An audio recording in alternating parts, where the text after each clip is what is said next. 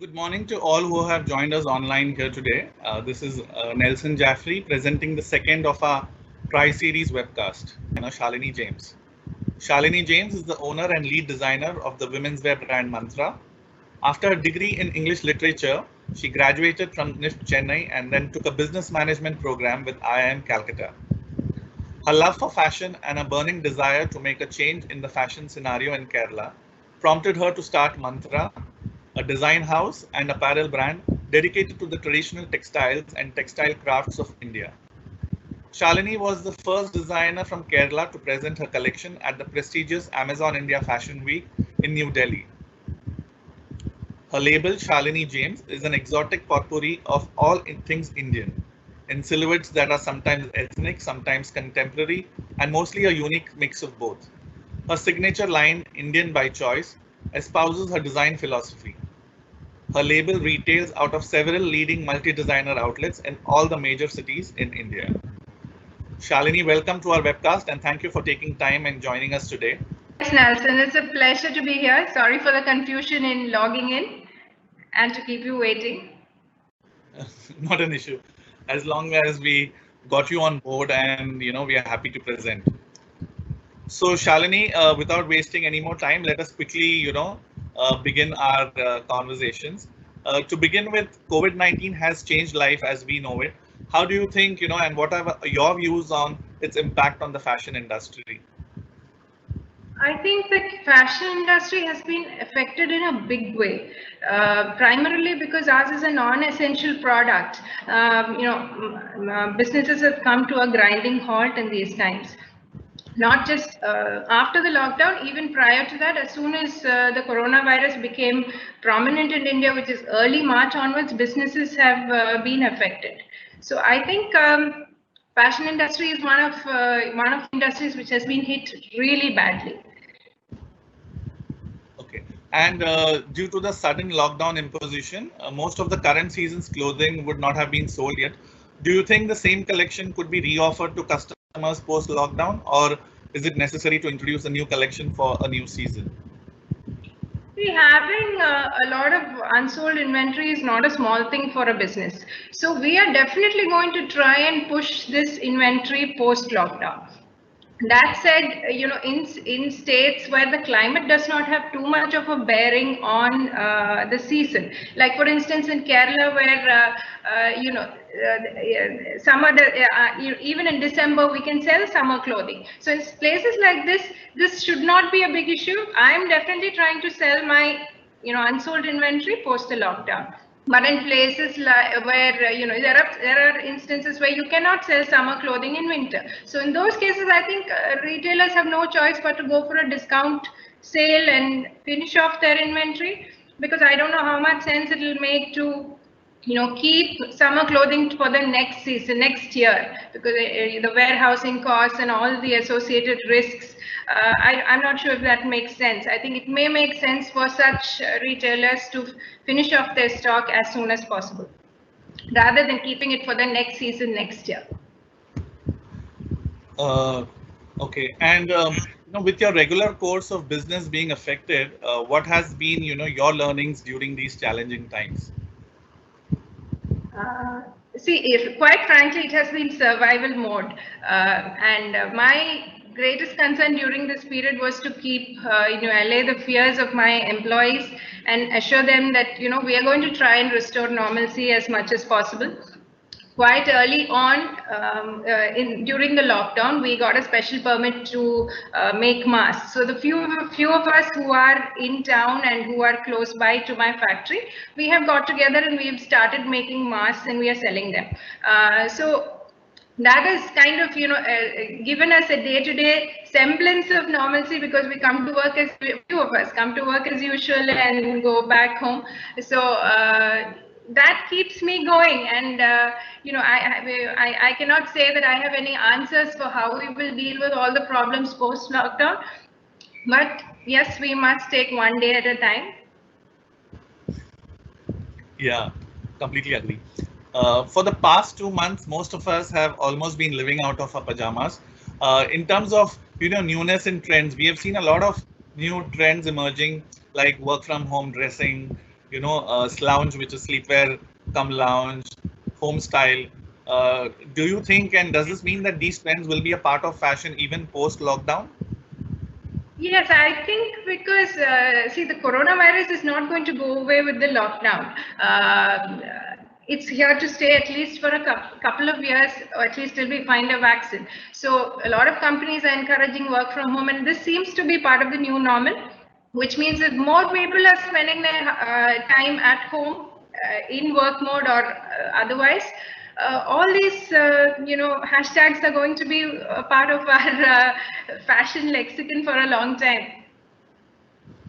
It must have been tough for you as well, having a regular activities being all held up. How did you manage to keep yourself busy? I mean, if you can share some things with us.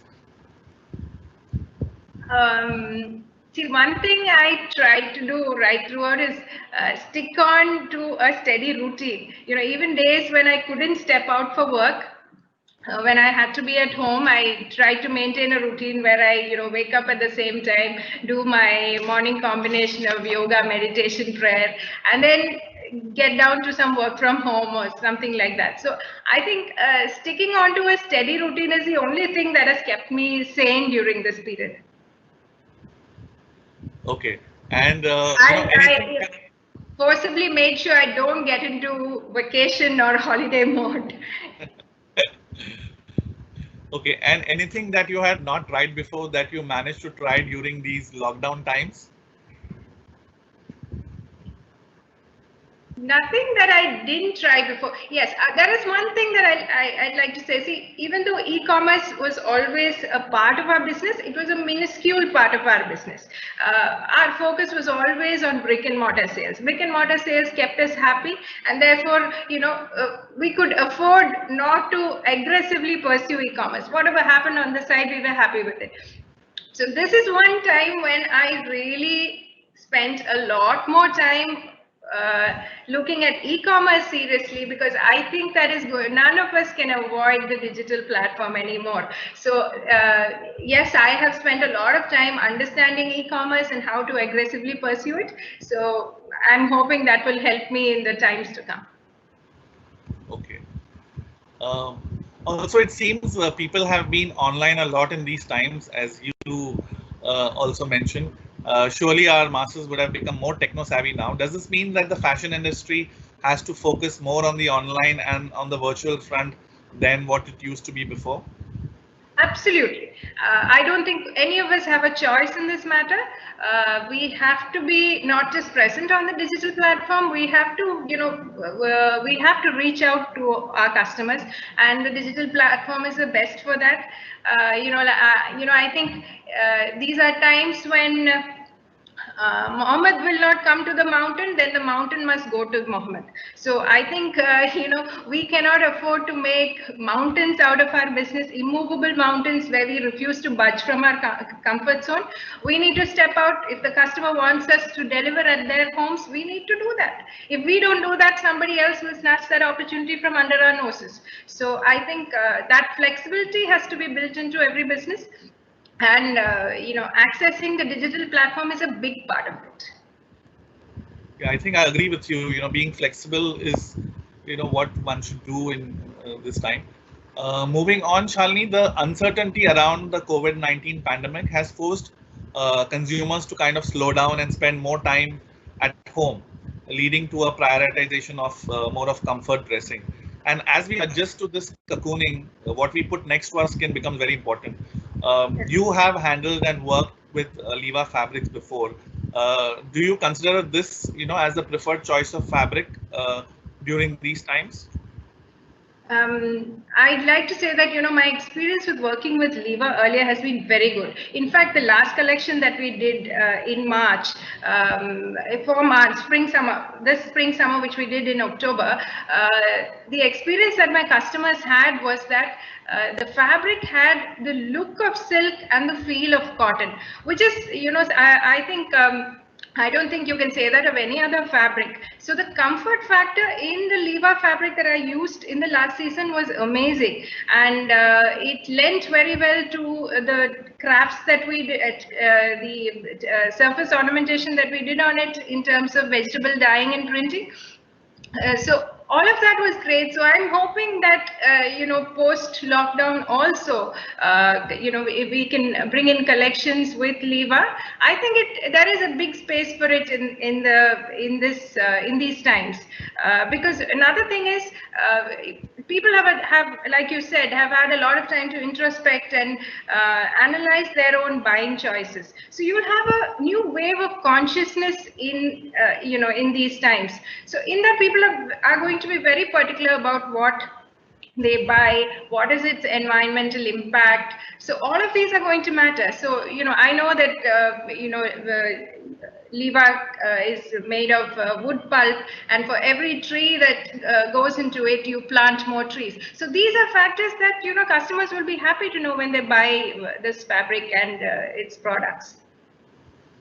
Yeah, thanks, Shalini, for sharing those.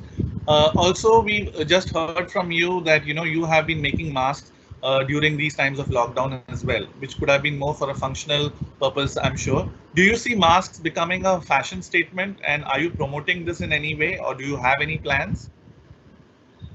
Yes, I have started quite early. In fact, initially we started masks not as a commercial venture, but we provided masks. This was very early on, end of March. We started making masks to supply to the police department in Kerala, which was done completely free of cost by our company. But after that, the government of Kerala got in touch with me to design masks which would make the whole concept of wearing masks more appealing. So they actually requested me to make it little more than functional and give it a designer appeal so that people would adapt to it more easily. So as part of that campaign, which was done in conjunction with the government, we promoted masks out of printed fabric, handloom fabric, and a wide range of them. That is a commercial venture. We are selling those masks through our e-commerce site as well as through other points of sale.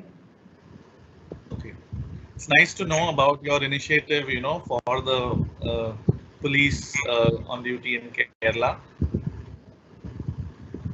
Also, as per a recent study that was conducted, most consumers are inclined towards more of a need-based shopping. Only for more consumers are inclined towards more of need-based shopping, need-based, yes, for specific occasions. So, what impact do you think this could have on the industry? Do you think we will see a shift from the traditional spring, summer, or autumn, winter season to more festive focused fashion seasons? I personally think so, because one, we do not know how even fashion shows are going to be conducted. It remains to be seen. So this rigid focus on spring, summer, autumn, winter may have to be, see, again, like I said, we all need to be flexible. If our customers don't have much reason to buy clothes except for occasions, then we need to frame our collections around those occasions. So I think, yes, that flexibility needs to be there depending on the location, depending on the festive occasions in that location. Designers will have to bring out their collections accordingly, other than or excluding the spring, summer, autumn, winter seasons. What does your collection or signature line usually include? Do you do more of bridals, or it is more breadth and ready to wear every day? I do mostly breadth. It's almost 90% breadth. Okay, and also. There's been a lot of education about the impact of fashion on the environment, and we have a lot of social media and influencers promoting reduce, reuse, upcycle in fashion clothing, and this kind of culture being developed. Do you see this influencing fashion post COVID-19, and are consumers willing to adopt these practices? Yes, definitely. This has been, even prior to COVID. This has been, there have been a lot of movements in this regard where people have been debating the negative impact of fashion on the environment. So I think all of these factors will be a big factor in influencing buying during this time. So people are going to be conscious about the environmental impact, about the fair trade practices in this business. So I think people in the industry will have to take all this into consideration when they go ahead, because our customers are wiser now, and they have very definite reasons for why they're buying something and why they're not buying something. So we'll have to take all that into consideration. And as for whether the entire world is going to go that way, after all this, in a couple of years, people will go back to their old ways. I'm not saying fast fashion is going to go out entirely, but earlier what used to be a small niche for sustainable fashion, for craft-based fashion, for all of that, it's going to become wider. The space is going to be wider. There are going to be more people asking for products like that.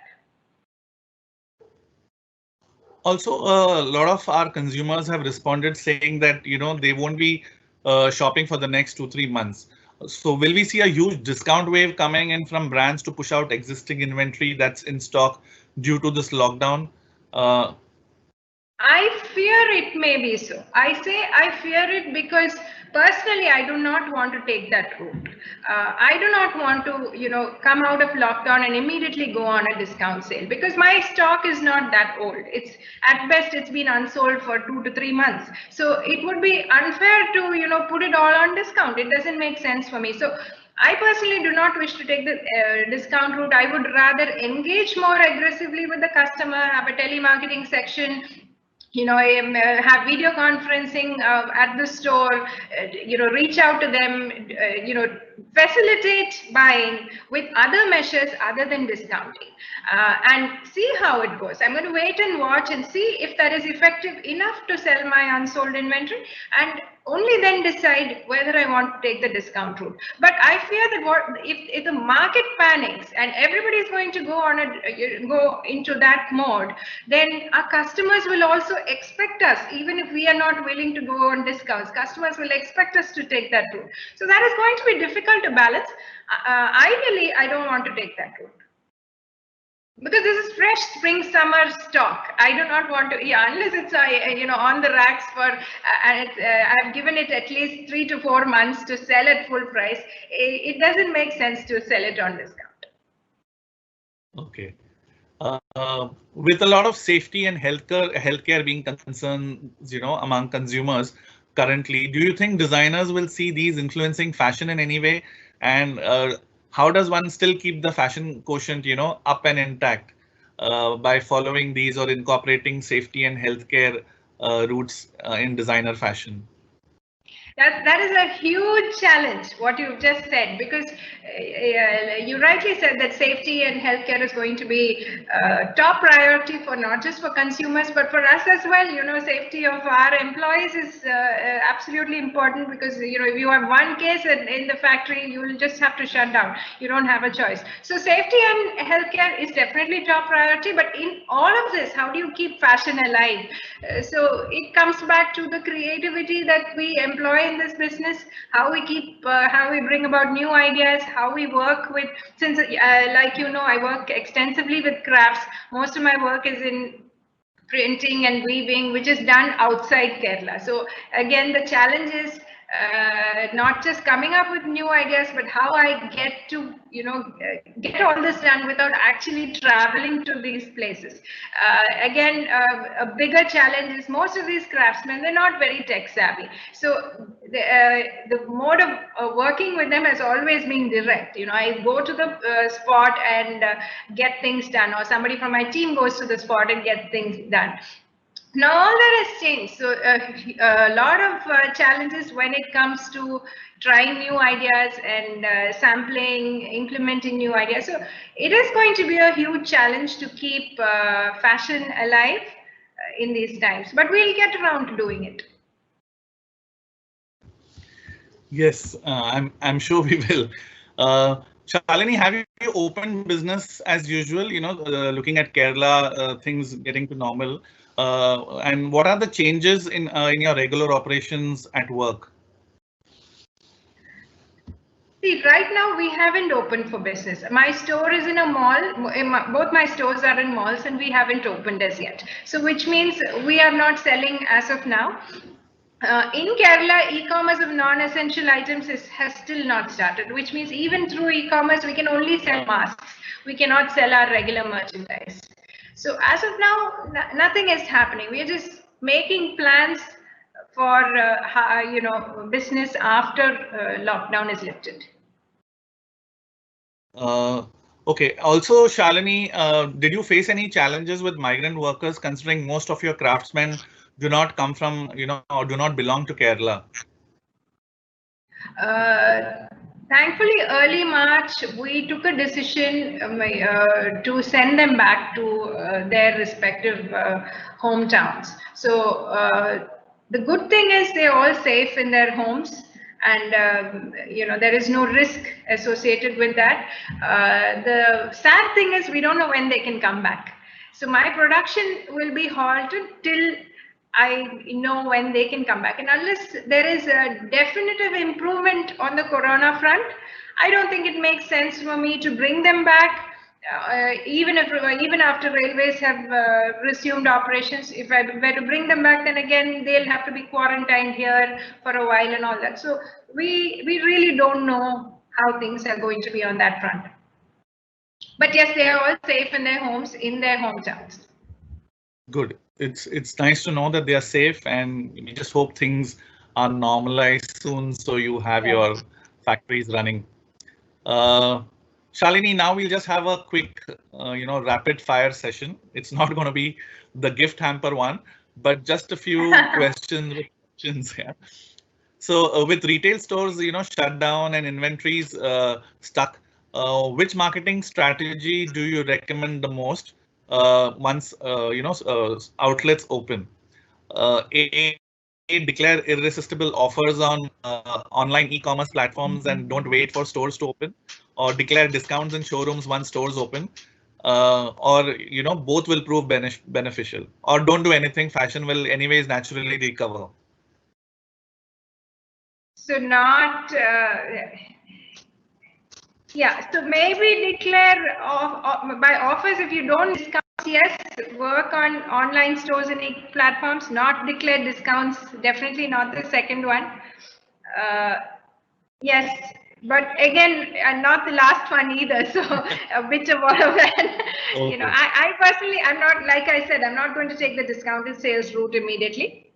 I'm going to do a whole lot of other things to improve e-commerce, and then wait and watch, and then see how to, take things forward. Okay. Also, what will be the impact in seasonal cycles in fashion? Will it stay the same? Will there be longer season cycles, or will we see seasonless dressing, with long-lasting wardrobes?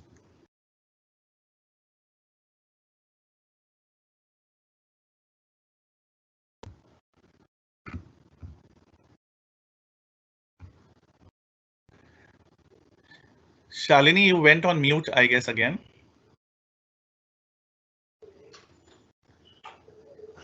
I think you're still on mute. Yeah.